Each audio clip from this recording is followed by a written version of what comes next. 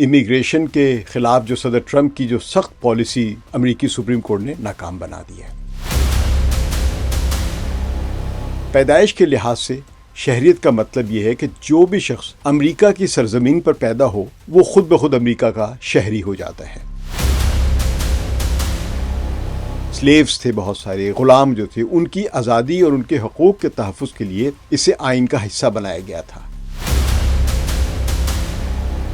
یہ فیصلہ 6 ججوں کے مقابلے میں 3 کے فرق سے آیا ہے۔ اس فیصلے نے واضح کر دیا ہے کہ اس معاملے پر تبدیلی آئین کے سخت راستے سے ہی ہو سکتی ہے، کسی صدر کے ایک حکم سے نہیں۔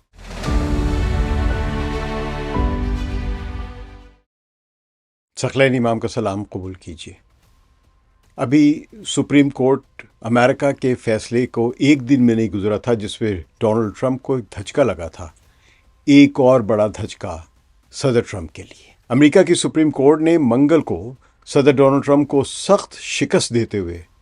پیدائش کے لحاظ سے شہریت کو محدود کرنے کی ان کی جو کوشش تھی اس کو مسترد کر دیا ہے۔ یہ وہ حق ہے جو طویل عرصے سے امریکی معاشرے کی بنیاد کا ایک حصہ بن چکا تھا، اور اس طرح امیگریشن کے خلاف جو صدر ٹرمپ کی جو سخت پالیسی کے جو سب سے اہم ہدف کو امریکی سپریم کورٹ نے ناکام بنا دیا ہے۔ یہ فیصلہ جو سپریم کورٹ نے کیا ہے نہ صرف ایک قانونی معاملہ ہے بلکہ اس کے پیچھے تاریخ، آئین، انسانی حقوق اور سیاست کا ایک پورا کا پورا ٹریک ریکارڈ ہے، جسے سمجھنا عام آدمی کے لیے بھی ضروری ہے تاکہ یہ جان سکیں کہ یہ معاملہ کتنا گہرا اور دور رس اثر رکھتا ہے۔ پیدائش کے لحاظ سے شہریت کا مطلب یہ ہے کہ جو بھی شخص امریکہ کی سرزمین پر پیدا ہو وہ خود بخود امریکہ کا شہری ہو جاتا ہے، چاہے اس کے والدین کسی دوسرے ملک سے تعلق رکھتے ہوں یا ملک میں قانونی طور پر مقیم نہ بھی ہوں یا صرف وزٹ کے لیے آئے ہوئے ہوں۔ تو اس اصول کو قانونی زبان میں آپ کہہ سکتے ہیں کہ برتھ رائٹ کہا جاتا تھا۔ تو آپ اس کی وجہ سے بہت سے لوگوں نے وہاں پہ شہریت اختیار کی۔ تو اس کا مطلب ہے کہ سرزمین کی بنیاد پر شہریت، اور یہ اصول آپ سمجھ لیں کہ 150 سال پرانا ہے۔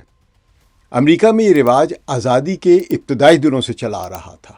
لیکن خانہ جنگی کے بعد جو وہاں پہ سلیوز تھے بہت سارے، غلام جو تھے، ان کی آزادی اور ان کے حقوق کے تحفظ کے لیے اسے آئین کا حصہ بنایا گیا تھا۔ سن 1868 میں 14ویں ترمیم منظور ہوئی، جس کی پہلی شق میں واضح طور پر لکھا گیا کہ ہر وہ شخص جو امریکہ میں پیدا ہو یا قانونی طریقے سے شہری بنایا جائے اور جو امریکہ کے مکمل قانونی دائرۂ اختیار کے تحت ہو، وہ امریکہ اور اس ریاست کا شہری ہوگا جہاں وہ رہتا ہے۔ تو اس ترمیم کا بنیادی مقصد یہ تھا کہ آزاد ہونے والے سیاہ فام غلاموں اور ان کی اولاد کو مکمل شہریت اور مساوی حقوق فراہم کیے جائیں، کیونکہ اس سے پہلے انہیں شہری ہی نہیں سمجھا جاتا تھا کہ وہ غلام تھے۔ تو وقت کے ساتھ ساتھ اس اصول کو عدالتوں نے بھی مضبوط کیا۔ سن 1898 میں امریکہ کی سپریم کورٹ نے ایک اہم مقدمے میں فیصلہ دیا کہ وینگ کم آک، جو کہ ایک چینی تارکین وطن کے ہاں امریکہ میں پیدا ہوا تھا، وہ بھی مکمل طور پر امریکہ کا شہری ہے۔ اس فیصلے نے اس بات کی تصدیق کی کہ 14ویں ترمیم کے الفاظ میں قانونی دائرہ اختیار کا تحت ہونے کا مطلب یہ نہیں کہ والدین کی شہریت یا قانونی حیثیت دیکھی جائے، بلکہ یہ صرف ان چند غیر معمولی صورتوں کو چھوڑتا ہے، یعنی ایکسیپشن اس میں، جسے غیر ملکی سفارتکاروں کے بچے یا دشمن ملک کے فوجی جن پر امریکہ کے قوانین پوری طرح لاگو نہیں ہوتے ہیں۔ تو اس کے بعد سے کہہ لیں کہ 100 سے زیادہ سال تک یہ قانون قائم رہا ہے۔ کانگریس نے بھی قومیتی قانون میں اس کی توثیق کی اور ہر صدر نے اسے بغیر کسی رکاوٹ کے نافذ ہونے دیا۔ اس معاملے میں نیا موڑ اس وقت آیا تھا جب جنوری 2025 میں دوسری بار صدارت سنبھالنے کے فوراً بعد صدر ٹرمپ نے ایک ایگزیکٹو آرڈر جاری کیا جس کا نام رکھا امریکی شہریت کے معنی اور قدر کی حفاظت، یعنی امریکن سٹیزن شپ کی میننگز اور اس کی value, protection of the value. اس حکم نامے میں انہوں نے دعویٰ کیا کہ 14ویں ترمیم کا اصل مقصد صرف غلاموں کو شہریت دینا تھا، نہ کہ غیر قانونی طور پر رہنے والے تارکین وطن یا عارضی ویزے پر آنے والے جو لوگ ہیں ان کے بچوں کو جو یہاں پر پیدا ہو جاتے ہیں۔ اور اس لیے وہ ایک انتظامی اختیار سے حکم دے سکتے ہیں کہ ایسے بچوں کو شہریت کا سرٹیفکیٹ جاری نہ کیا جائے، اور انہوں نے حکم جاری کر دیا۔ ٹرمپ کا کہنا تھا کہ شہریت کو ایک قیمتی تحفہ سمجھا جانا چاہیے اور اسے کسی بھی شخص کو خود بخود نہیں ملنا چاہیے جس کے والدین ملک میں قانونی طور پر نہیں ہیں۔ یہ ان کی امیگریشن پالیسی کا سب سے اہم حصہ تھا، جس کا مقصد سرحدوں پر آنے والے لوگوں کی تعداد کو کم کرنا اور ان لوگوں کی حوصلہ شکنی کرنا تھا جو صرف پیدائش کی خاطر یہاں آتے امریکہ میں، اور جنہیں عام طور پر پیدائش کی سیاحت، یعنی آپ کہہ لیں کہ برتھ ٹورزم کہا جاتا تھا، یعنی لوگ سیر کرنے آتے تھے ایسے موقع پہ جب ان کے ہاں پریگننٹ ان کی خاتون ہوتی تھی، اور اسی پریگننسی کی اینڈ یعنی ڈیلیوری جو ہے وہ امریکہ کی سرزمین پہ کرواتے تھے، تو بچہ خود بخود پیدائشی طور پر امریکن نیشنل بن جاتا تھا۔ لیکن صدر ٹرمپ کے حکم نامے کے جاری ہوتے ہی اسے چیلنجز کا سامنا کرنا پڑا۔ تارکین وطن کی حمایت کرنے والی تنظیموں اور کئی ریاستوں اور قانونی ماہرین نے اسے فوری طور پر عدالتوں میں لے گئے ان کے پریزیڈنٹ ڈونلڈ ٹرمپ کے اس حکم نامے کو، جو پریزیڈنشل آرڈر تھا، ایگزیکٹو آرڈر، اور دلیل دی کہ یہ صدر کا اختیار سے باہر ہے اس قسم کا حکم جاری کرنا، آئین کے خلاف ہے، اور کانگریس کے بنائے ہوئے قوانین کی بھی خلاف ورزی کرتا ہے صدر ٹرمپ کا یہ حکم۔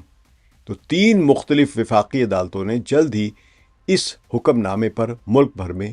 روک لگا دی، اسٹے آرڈر دے دیا، اور کہا کہ یہ واضح طور پر آئین کی خلاف ورزی ہے۔ حکومت نے ان فیصلوں کے خلاف اپیل کی، لیکن اپیل کی عدالتوں نے بھی ان کی درخواستیں مسترد کر دی، جس کے بعد معاملہ سپریم کورٹ پہنچا، اور سپریم کورٹ پر ڈونلڈ ٹرمپ کو یہ اعتماد ہے کہ 9 ججز میں سے 6 ججز جو ہے وہ ان کے نامزد کیے ہوئے ہیں، تو وہ سمجھتے ہیں یہاں پہ میری اکثریت ہے۔ تو لیکن منگل کو سپریم کورٹ کا فیصلہ آیا ہے اور اس نے صدر ٹرمپ کی کوشش کو مکمل طور پر ناکام بنا دیا ہے۔ اس سے پہلے بھی انہوں نے جو فیڈرل ریزرو بینک ہے اس کی گورنر کو ہٹانے کی کوشش کی تھی، سپریم کورٹ نے اس کو بحال کر دیا۔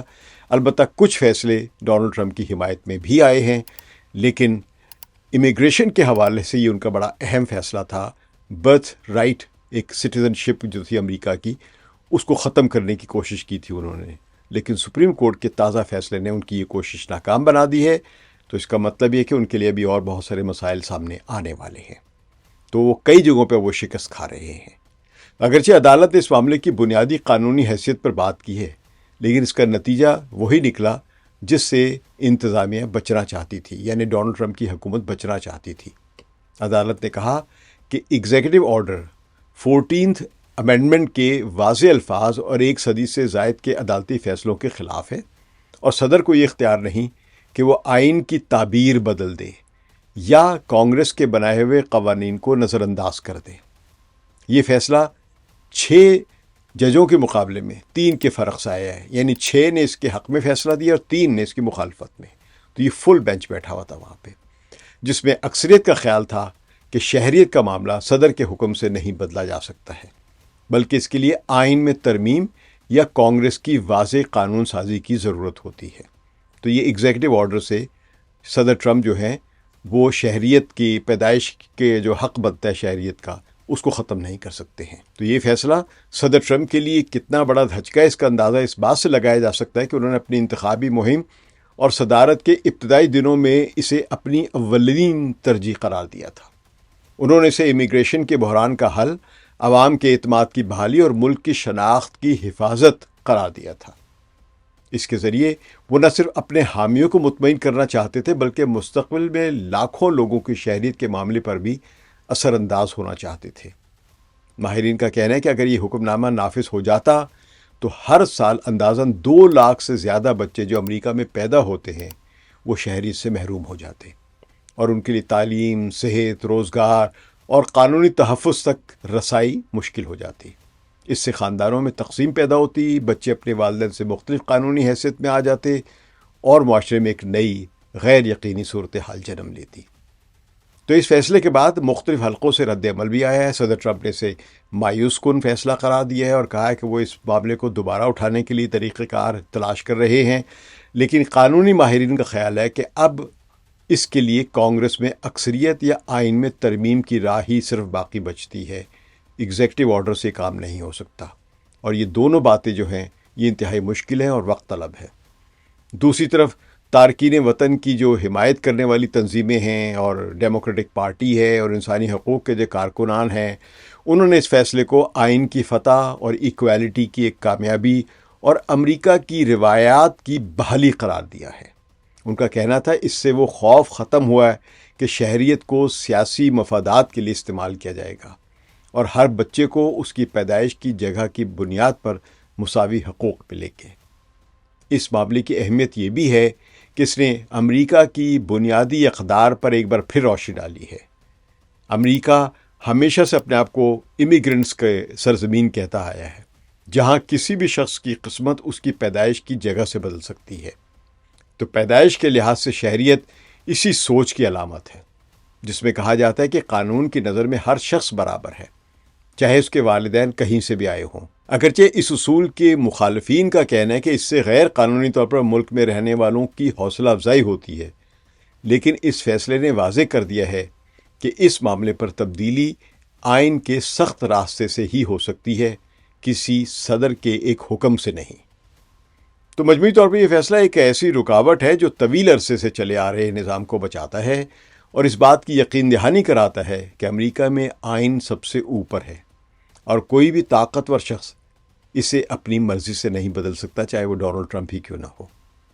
تو یہ دھچکا ٹرمپ کی امیگریشن پالیسی کو ضرور کمزور کرتا ہے، لیکن اس سے بڑھ کر یہ معاشرے میں استحکام، قانون کی حکمرانی اور آئین کی حکمرانی اور انسانی حقوق کے تحفظ کو یہ یقینی بنائے گا۔ اب یہ فیصلہ جو ہے، اب آنے والے دنوں میں ہم دیکھتے ہیں کہ حکومت اس کے بعد کیا نئی پالیسی اپناتی ہے، لیکن اس وقت تو یہ بات واضح ہو چکی ہے کہ برتھ کے لحاظ سے، یعنی برتھ رائٹ کے لحاظ سے جو سٹیزن شپ ہے، وہ اصول ابھی بھی قائم ہے اور امریکہ کی قانونی اور سماجی زندگی کا ایک لازمی حصہ رہے گا، ٹرمپ چاہے جو مرضی کر لے۔ شکریہ۔ ثقلین امام کو اجازت دیجیے۔ خدا حافظ۔